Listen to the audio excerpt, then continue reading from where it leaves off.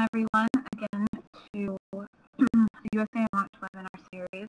This is our, I believe, 18th this year, and today we have Evelyn Cahalan, who is a former captain with the Montgomery County Police Department and has been a faithful trainer for USA Launch for a number of years.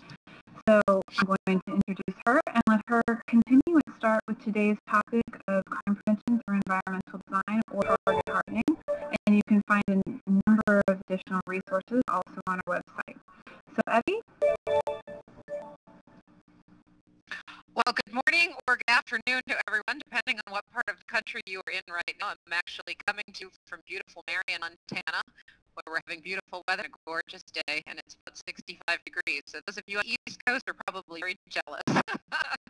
But it's really great to be here today with you to talk about what I think is a critically important component of crime prevention, and oftentimes one that is really ignored, forgotten, or not even known about, called crime prevention through environmental design, or the acronym of SEPTED. I will tell you that you can find a tremendous amount of information on SEPTED if you get into a Google search or a Yahoo search or a search engine on your internet.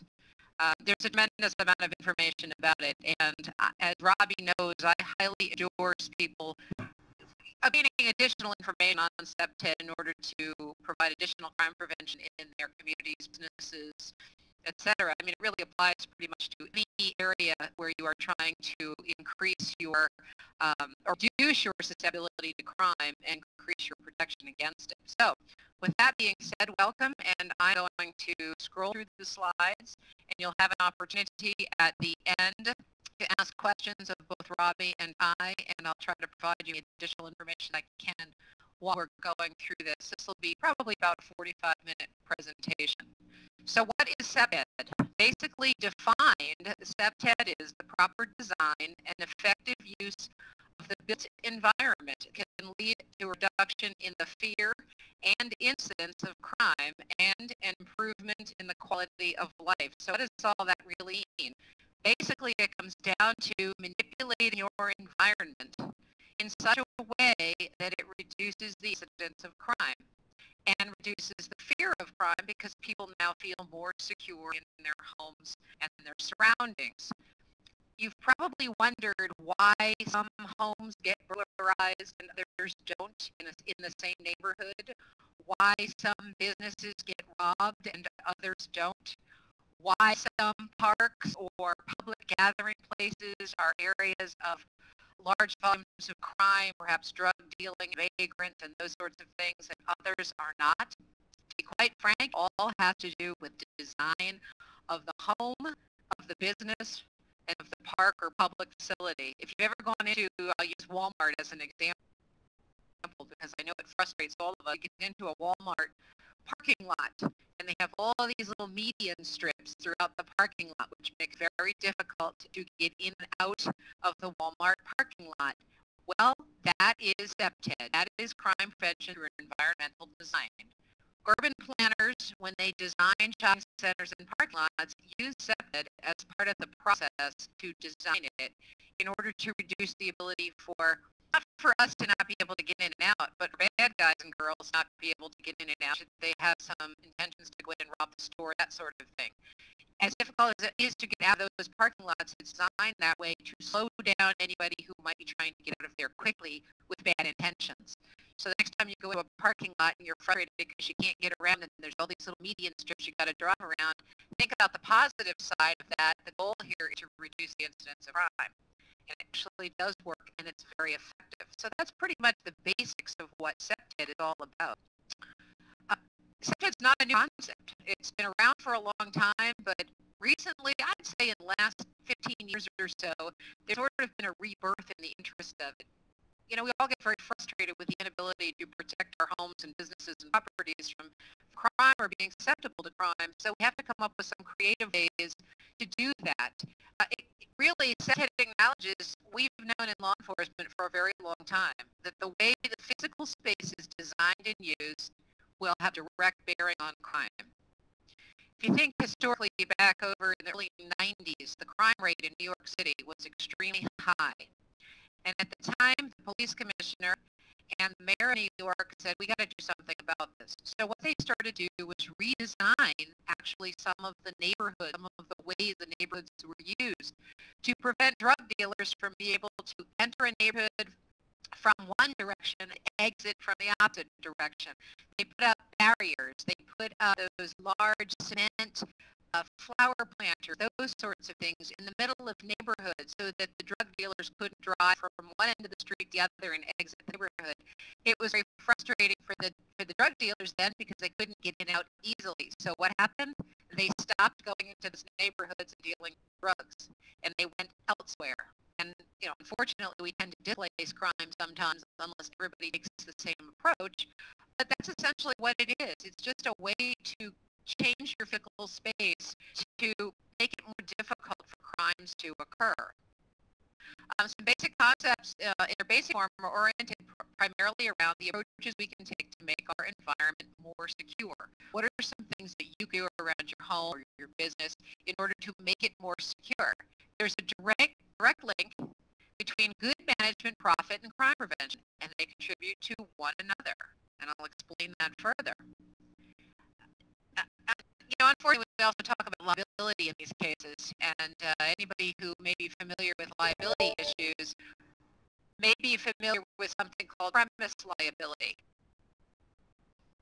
And that directly relates to the first bullet here, that many lawsuits are being decided not upon whether or not a security or alarm was present, but rather upon the design of the building and management decisions. For example, when I was a commander in Germantown, Maryland, I had a community that had signs you entered it saying that there were video surveillance devices in place. The unfortunate thing was there were none. Even if there were any, there was no one to monitor them. And what I explained to the property manager in this particular neighborhood was, if you post signs creating a false sense of security to the residents or to people who visit or pass through this neighborhood, and crime then occurs, you have now opened yourself up to something called premise liability. You have created a false sense of security.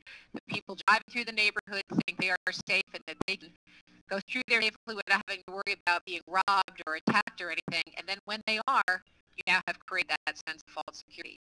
So it's complicated. We want to create an environment that is safe, but we also want to create an environment where there's not a false sense of security.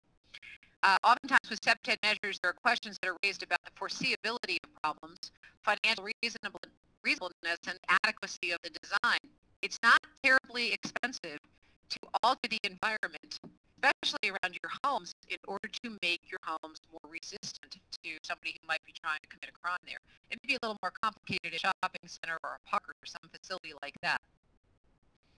Oscar Newman actually was pretty much the founder of SEPTED. And for those of you who may or may not know who Oscar Newman was actually an architect and a city planner, and he did a tremendous amount of work in crime prevention. And he developed this concept of SEPTED. The first component of it is territoriality. The next is natural surveillance, and finally, defensible space. And if you get online and you look up Oscar Newman, there is actually a publication on defensible space called Creating Defensible Space, and it explains the principles of SEPTED very fully and very accurately. So again, there's a reference for you to go to. So what is territoriality? Basically, people being protective of their space and the property within that space. For example, your home. The home and property that a family lives in or on, large or small, is identified by our culture as that family's territory. And oftentimes we do things to create the look of our home so that when somebody enters onto our premises or our property, there are clearly defined boundaries so that people know that that is your home. Some other examples of territoriality: shrubs and fences that provide a symbolic buffer between one person's territory and that of another. Also provides a natural access control, meaning that people can't just come and go unless they want to go through the bushes or go through the trees. As the population has grown, the idea of territory has been replaced by the development of row houses, apartment buildings,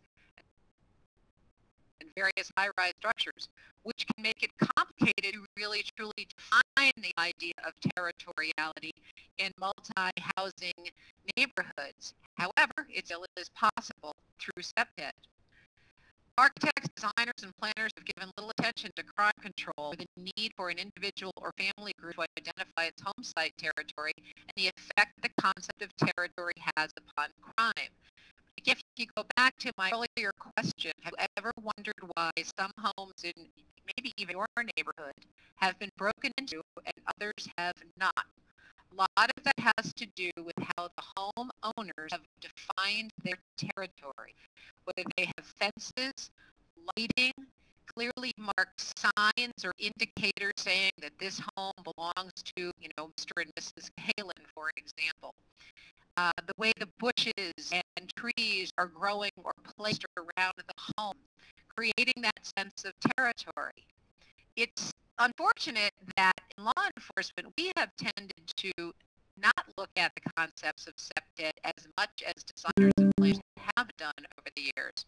But I think we're becoming more aware of the importance of this in terms of reducing crime, and I can give you some examples shortly.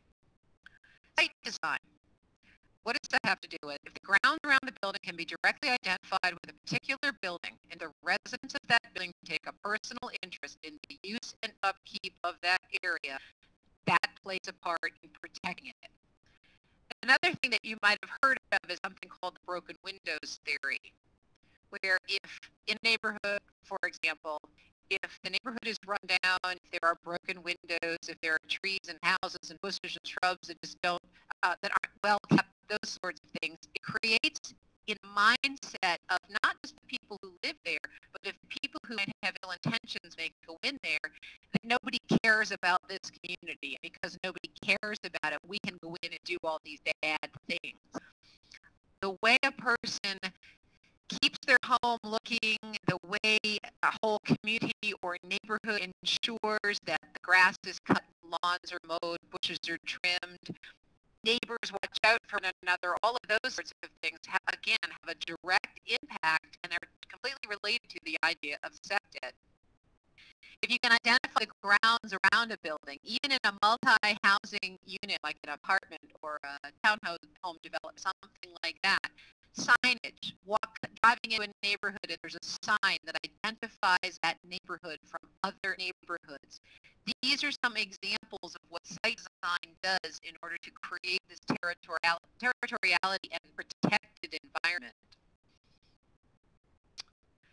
Compositional versus organic design. Compositional design really is based upon each building or unit in a complex standing alone as a complete, separate, and formal entity apart from the land or grounds upon which it is built, as opposed to organic design, where the buildings themselves help to define the use of the grounds by the way there's paths placed, play equipment, seating areas, etc.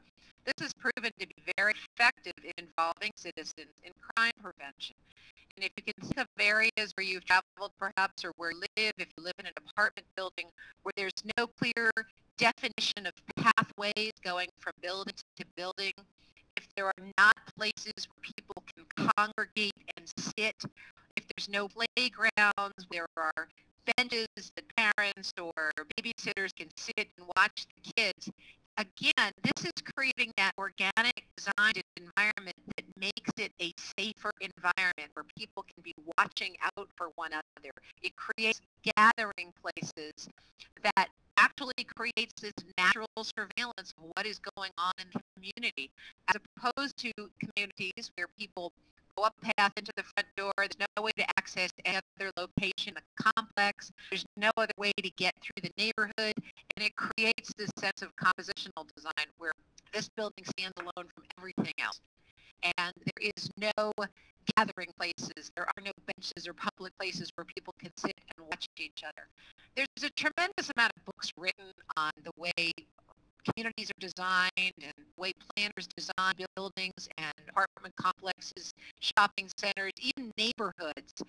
You think back over the years, our parents, for example, lived in neighborhoods many times where they had a business and they lived above the business. That has seemed to have changed over the years. Now we've moved out into the suburbs. We're not living where we are working. So it creates a whole different effect on how we're going to deal with crime issues in our community. When you go back to the times when people lived above the businesses that they worked in and could observe what was going on in the streets below, and if somebody was entering in their business, crime was actually lower then.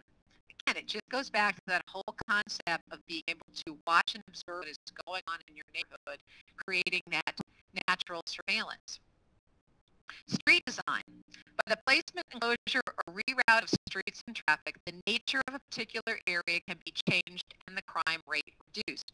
That goes back to what I mentioned about New York City in the early 90s when they began to reroute traffic down residential streets to prevent people from being able to enter one end of the street and exit the other end of the street. There were barriers that prevented that.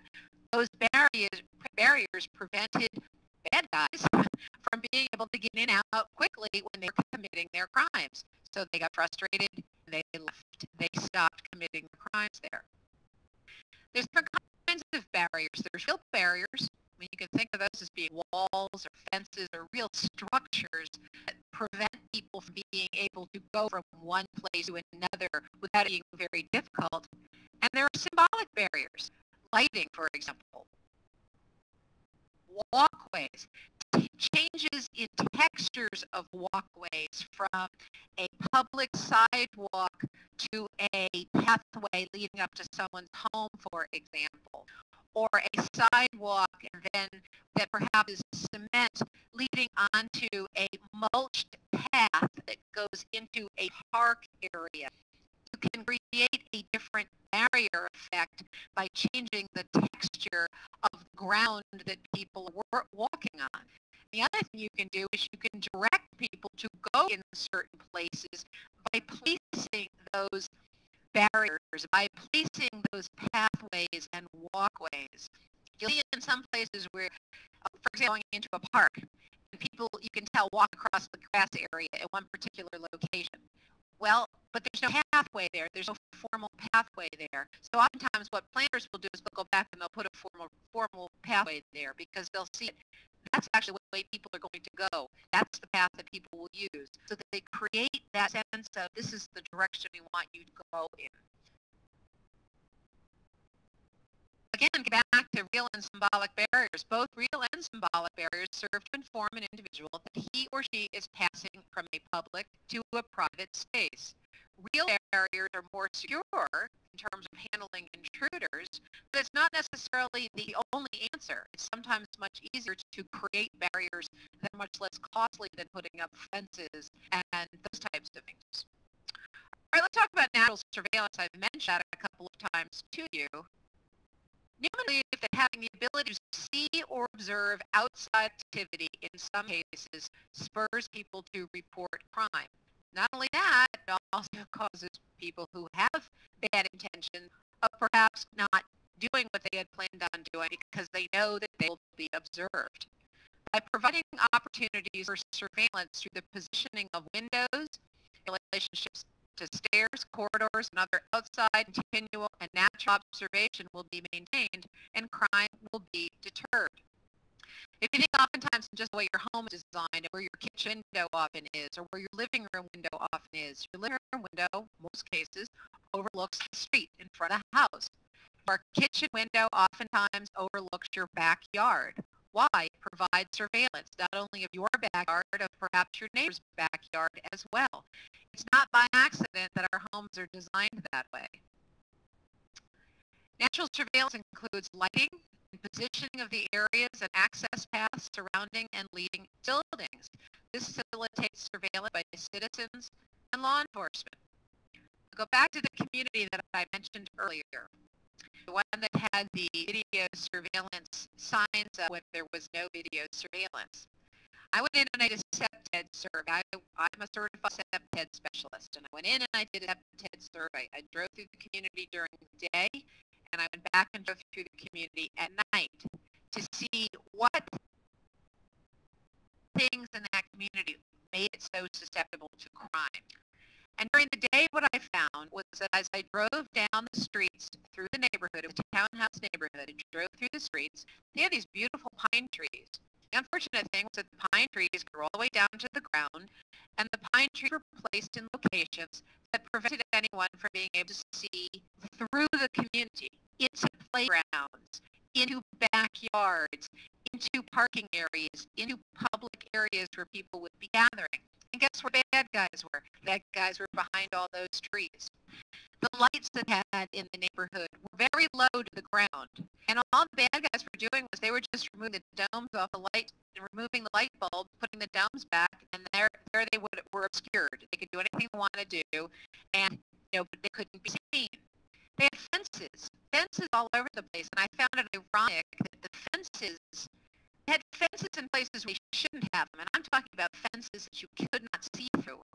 And yet they had several playgrounds in the community with no fences around them that were right along the public road. So after I did my survey, I went back and I suggested to the property manager that they needed to trim their trees up 8 feet all around the neighborhood. They needed to remove the fences that obscured the view in parking areas and put fences around their public areas where they had playgrounds and those sorts of things.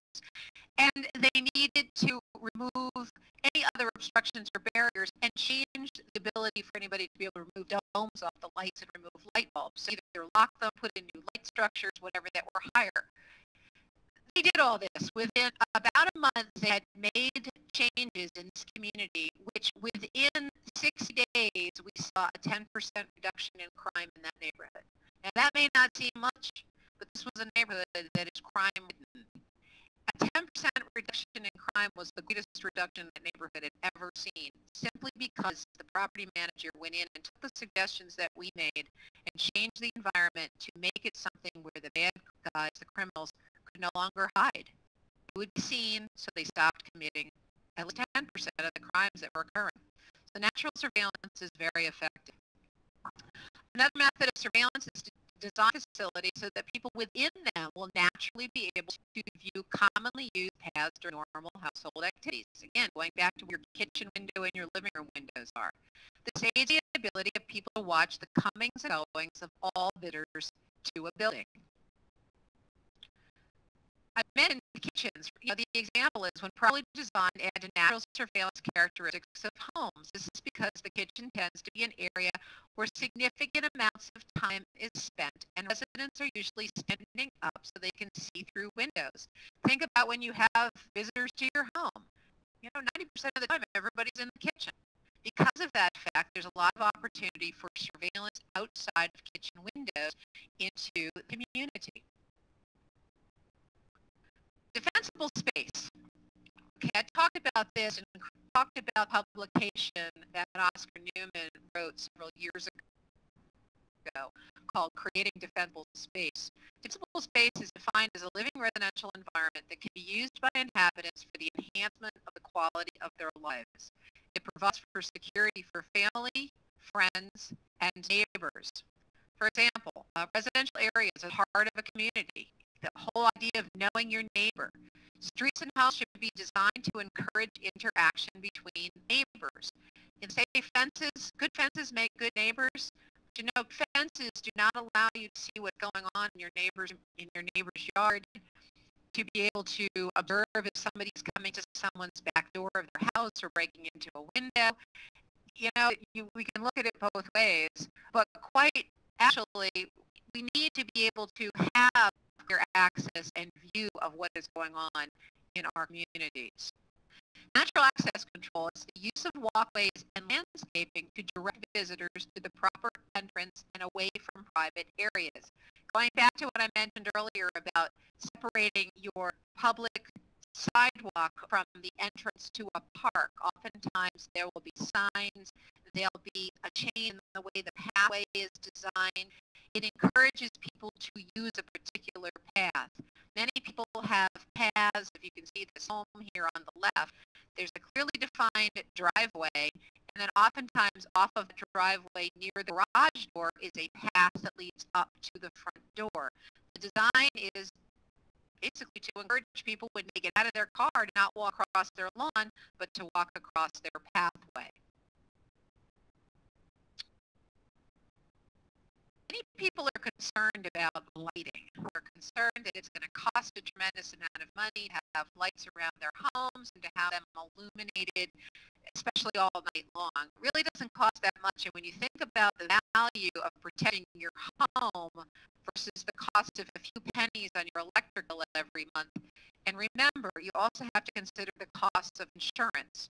When your home or your neighbor's homes are broken into, it directly impacts all of us who pay homeowners insurance, because companies who sell homeowners insurance want to ensure that the homes are safe and protected, and when they're not, it costs them money, and therefore it comes back and costs us money. So there's a tremendous cost component to keeping our homes safer. We suggest that people fully illuminate all the doorways open to the outside. All night long, have lights that will either stay on, or motion sensor lights will come on if something crosses the pathway of a light. Place the front door to be at least partially visible from the street. Well, most of our front doors are visible from the street. The problem is, oftentimes people have beautiful trees and bushes and everything that are growing around their doors and windows that prevent visibility, that prevent that natural surveillance of me driving down the street in front of someone's home and seeing somebody hiding, trying to break into the house. We need to encourage people to keep their homes illuminated, keep trees and bushes and anything that might obscure view at least trimmed back and down. Install windows on all sides of houses to provide full visibility of the property. Sidewalks also need to be illuminated in areas of the yard. You can place motion sensor lights in four corners of your home. They don't have to burn 24 hours a day, but they will come on if anything crosses the pathway of those lights. Place the driveway to be visible from either the front or back door and at least one window. And properly select and install landscaping so that it allows unobstructed views of vulnerable doors, windows, and other properties. As I said, if you look at this home down here in the lower left corner, there's some beautiful bushes growing in front of those windows, but quite frankly, those bushes are too high. They need to be trimmed down so that there's no portion of those windows that are obstructed from view. You can also plant different types of foliage. They have something called pyracantha bushes, which have these nasty, thorny spikes that grow out of them. And oftentimes people will plant those around windows. They're beautiful bushes, they look really pretty, but if you step in those, you're going to know it very quickly because it's very, very painful. In areas where there's been issues with graffiti, in public areas where people have been painting their graffiti art on walls, many times they'll plant those pyracantha bushes in front of those walls in those areas because it deters anybody who wants to go up and spray paint the walls from getting close enough to be able to do it, so they go elsewhere. Territorial reinforcement. Use front porches or stoops to create a transitional area between the street and the home. Define property lines and private areas with plantings, pavement treatments, or fences. Make the street address clearly visible from the street or alley. Numbers should be at least 6 inches high and easy to read. I can't tell you how frustrating as a law enforcement officer it was when I would respond to a call at someone's home and not be able to find a street number anywhere on their house. And would have to call back in and try to get proper directions and try to have them give some other identifier to the home because we couldn't find the address. Everyone's home should be clearly marked with clearly visible street numbers, either on the mailbox in front or on the door leading to the home, but clearly visible, not obscured from view. And the idea of defining property lines and defining your private area, again, you are creating that sense of territoriality. This is mine. I know this is mine and I'm going to protect it. There's a psychological impact that goes on here with bad people who are looking at homes and neighborhoods to commit a crime. And they'll see that homes are properly cared for versus those that are not. And I tell you, they will be more inclined to want to go to those homes that look like the people who live there are not concerned with protecting their home. Bad guys aren't stupid. They know what they're doing.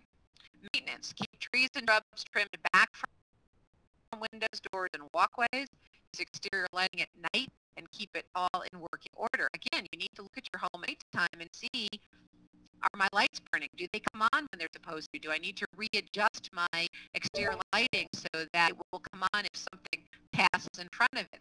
Keep litter and trash picked up in the yard neat at all times. You know, one of the most frustrating things is around the holiday time when people take all their Christmas present boxes and stack them out at the end of their driveway, wait for the trash men to come and pick them up. Well, you know, that's great if it happens within a matter of minutes, but most of the time people will put these items outside the night before the trash comes, and anybody who is even remotely interested in seeing what you got for Christmas now knows just by simply looking at what's piled at the end of your driveway. And they know that you got a new 55-inch big screen LED television or a new computer or a new whatever it is that you got. And that, again, is an indicator that, you know what, I'd like to go in there and break into this house and take that television that you got for Christmas. So we encourage people, when you get your items, break boxes down, put them in large plastic trash bags. You're going to put them out at the end of your driveway. That way nobody can look at them and see exactly what it is that you got for Christmas this year. The house and garage should be kept in good repair, and garage doors need to be kept closed. When you leave to run down to the 7-Eleven to get a quart of milk, make sure you close your garage door, because it only takes seconds for somebody to enter your home from your garage, burglarize your home, and leave before you have even gotten home with your quart of milk. Often the safety measures taken in subdivision communities such as high fences can have a negative effect on residents. The presence of security devices implies a need for them.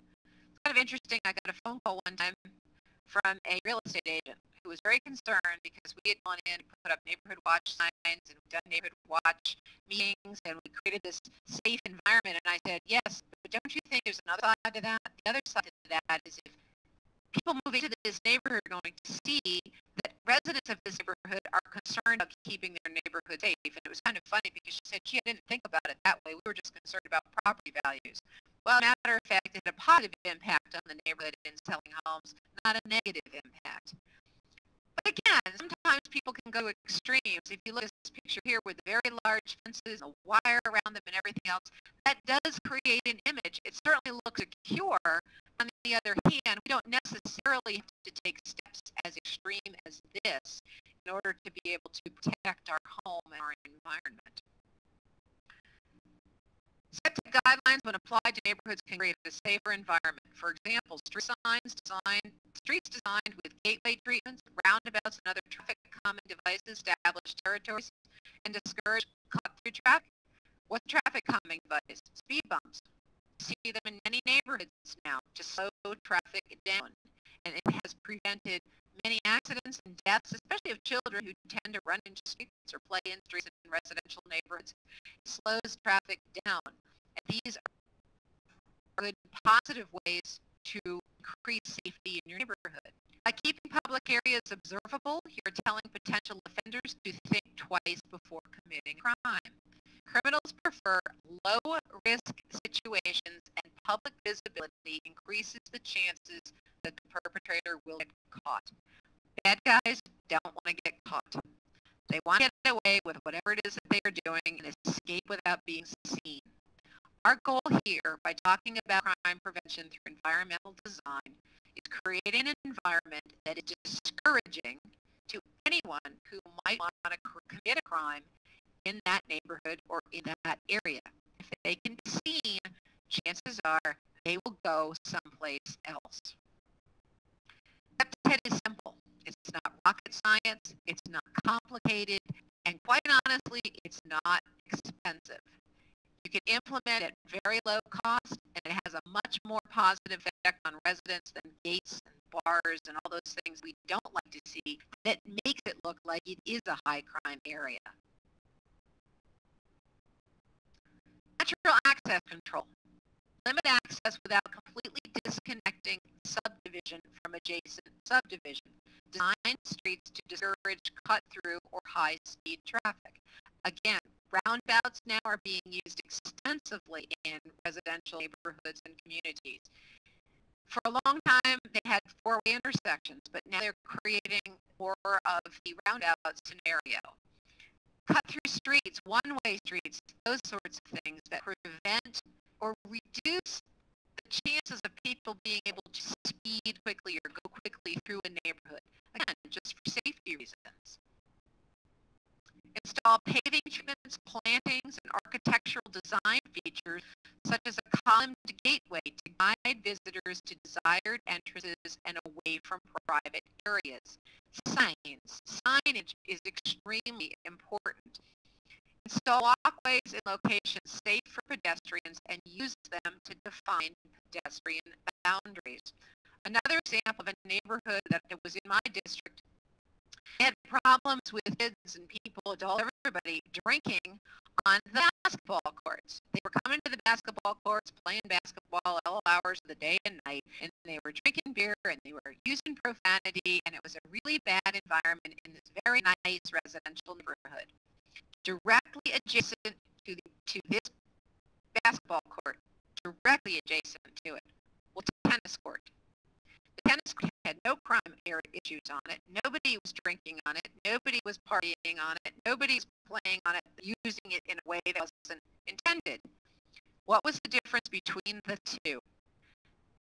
Tennis court was fenced, and there was a sign on the entrance to the tennis court that defined the use and time of use of the tennis court. So people knew exactly how to use that particular location. My suggestion to this community was put a fence around the basketball court and put a sign on it, exactly like you have around the tennis court.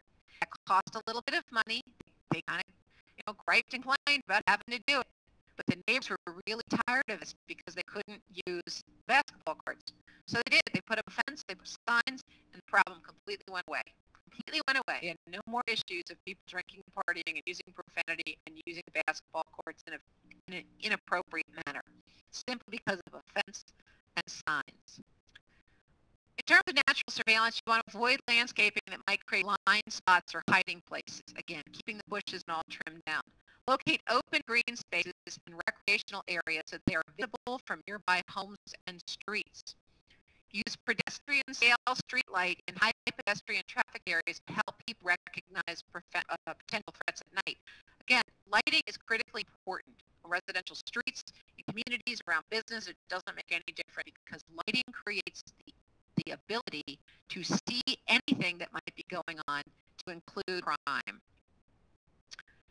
Territorial reinforcement. Design lots, streets, and houses to encourage interaction between neighbors. It's okay to have fences, but have the fences low enough so that you can interact with one another. Emphasize entrances with the subdivision name, different paving material, changes in street elevation, architecture, and landscape designs. Many of us live in communities now where you drive into the neighborhood and there's a large sign that tells you that you are now in this particular neighborhood. Again, it goes back to the idea of territorial reinforcement. Clearly identify homes with street address numbers that are a minimum of 6 inches high and well lit at night. Define property lines with post and pillar fencing, gates, and planting to direct pedestrian traffic to desired points of access only. Maintenance. Maintenance is critical. Maintain all common areas to very high standards. This should include entrances, greenways, and recreational areas, as well as rights of way. Enforce deed restrictions and covenants in addition to all applicable city and county codes and ordinances. While I don't know who is my audience here, I may assume that some of you may live in apartment complexes or areas where there may be homeowners associations or property management companies that maintain your area. They need to be on board with all of this. You need to make contact with your property managers and your HOAs to ensure that they understand the importance of creating a safe environment by maintaining the areas properly and effectively. It can go a long way to helping reduce not only crime, but the fear of crime in a community. Multifamily homes such as duplexes, triplexes, and apartment complexes pose the same problems as single-family structures. But it's not complicated to be able to, again, reduce the incidence of crime in these areas. These problems can be compounded by the number of dwellings and residents. The other issue we often have in multifamily areas is that people are transient. They don't stay for a very long time, so they don't have that sense of ownership. That's why it's so important for your HOAs and your property management companies to be on board to reinforce and to enforce the codes and the regulations and the rules of the area to ensure people know what it is that they're allowed to do and what they are not allowed to do. Public areas such as shared hallways, elevators, laundry rooms, and parking areas present opportunities for crime and crime prevention. Remember, there's safety in numbers, and that really is true. But the other thing is when you have laundry rooms and elevators in those areas, there are ways to create surveillance of those areas that is not invading anyone's privacy, but ensuring that it is possible to be able to observe what is taking place in these areas at all times. Natural access control. Keep balcony railings and patio enclosures less than 42 inches high and avoid using dense material. They need to be open so nobody can hide down below the top of the fence or the railings. Define entrances to the site and each parking lot with landscaping, architectural design, and symbolic gateways. Block off dead-end spaces, fences, or gates. Discourage loitering by non-residents and enforce occupancy provisions of leases. Use devices which automatically lock upon closing on common building entrances. Making sure that people who don't belong there can't get in, can't hide, can't be in there. The other thing is, especially in apartment buildings where there may be locked doors or people have to be buzzed in, ensure that the rules on that are strictly enforced, that unless you know who it is that's coming to that building, that they have a business being there, that people just don't randomly let them in. Ask for identification if necessary, or find out who they're visiting in the building to ensure that that person is expecting them and that they actually belong there.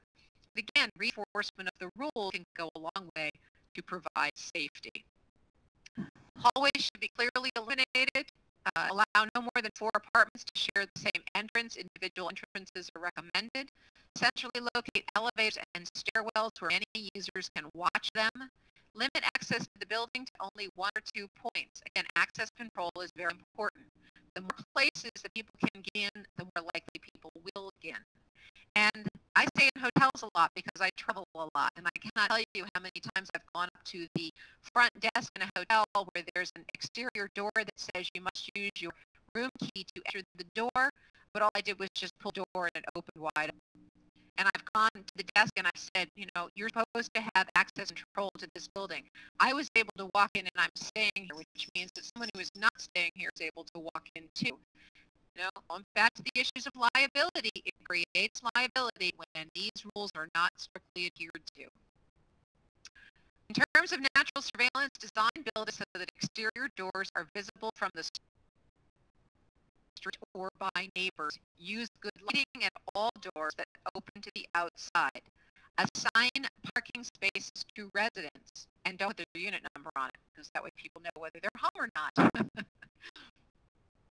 Designate visitor parking. Make parking areas visible from windows and doors. Adequately illuminate parking areas and pedestrian walkways. Position recreational areas so that they're clearly visible from unit doors and windows.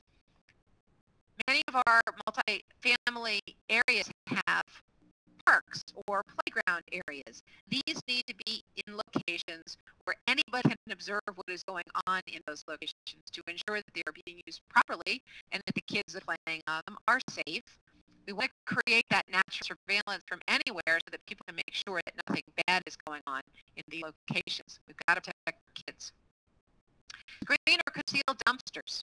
Again, we don't want anybody to be able to access those. However, avoid creating blind spots or hiding places. Build elevators and stairwells in locations that are clearly visible from doors and windows. Allow shrubbery to be no more than 3 feet high for clear visibility in vulnerable areas. Type buildings should have doors and windows of one unit visible to another. They don't have to be directly opposite. Place playgrounds where they are clearly visible from units, but not next to parking lots or streets. Obviously, we don't want to put them in areas where children might run into the street or run into a parking area and be injured. In multifamily homes, territorial reinforcement is critical. Define property lines with landscaping or decorative fencing. Use low shrubbery or fences to allow visibility from the street. Celebrate building entrances with architectural elements, lighting, and or landscaping. Clearly identify all buildings and residential units using street numbers. I can't stress this enough. Even in multi-family buildings, there need to be numbers clearly visible. When public safety needs to respond, whether it be law enforcement or fire or emergency medical people, they need to be able to identify where it is that they are going and find the individuals who need their help as quickly as possible. Most of the time, this is pretty good at apartment buildings and complexes. Where we have the biggest issue is residential homes. Private homes, and people don't clearly mark them. And it's critically important because obviously if you need help, you want to ensure that those people who are going to help you can find you. Where possible, locate individually locking mailboxes next to appropriate units. That's not always possible, but again, it's helpful. Going back to maintenance. Maintenance is important not only around your home, but in multifamily homes. Maintain common areas to a very high standard. Making sure that entrances are clearly marked, they are not obstructed, people can see people coming and going. Prune trees and shrubs away from windows, doors, walkways. Use and maintain exterior lighting. Again, if you live in an apartment building and your exterior lights are out, you need to report that. You need to report that immediately to your property management company and tell them these lights need to be repaired. And remind them of premise liability. You're supposed to have lighting here. If you don't and something happens to me or someone that I care about, you may be liable for that. Strictly enforce parking lot rules to include people using designated spaces. That is also important.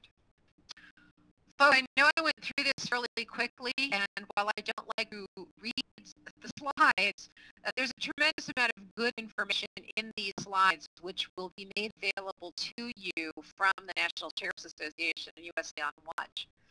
What I will suggest to you is go back and do some of your own research on these concepts of crime prevention through environmental design. As I said, you can actually certify in this yourself. There are schools all over the country where you can actually learn how to do this, and you can do it in your own neighborhoods, your own communities.